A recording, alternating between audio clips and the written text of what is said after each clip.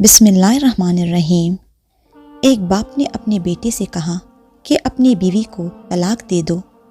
بیٹا بہت حیران ہوا کیونکہ ماں باپ بچوں سمیت ہنسی خوشی زندگی گزار رہے تھے۔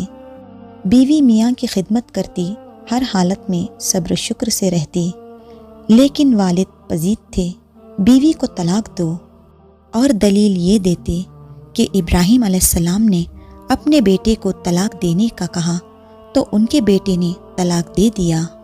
بیٹا بڑا پریشان ہوا، ایک طرف باپ کا حکم، دوسری طرف بیوی بچوں کے مستقبل کا سوال۔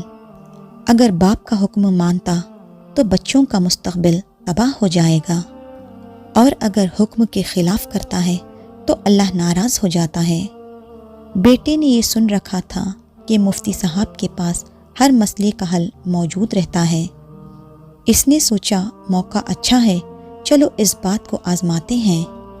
وہ خوف اور امید کے اسباب لے کر مفتی صاحب کے پاس پہنچا۔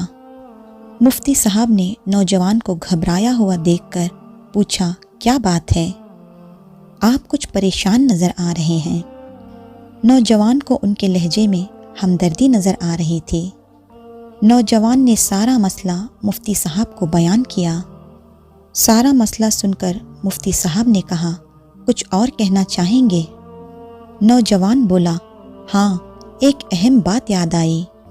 میری بیوی میرے باپ کے لیے حقہ نہیں تیار کرتی۔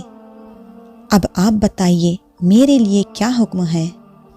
مفتی صاحب بولے، اگر مسئلہ ایسے ہی ہے جیسے آپ نے بیان کیے ہیں، اگر آپ کے والد صاحب ابراہیم علیہ السلام کی طرح اور آپ اسماعیل علیہ السلام کی طرح ہیں تو طلاق دے دیں، ورنہ نہ دیں۔ یہ چھوٹا سا اور پیارا سا واقعہ کیسا لگا کمنٹ سیکشن میں ضرور شیئر کریں۔ انشاءاللہ جلد ملتے ہیں ایک نئی ویڈیو کے ساتھ۔ جزاک اللہ خیرن کثیرا۔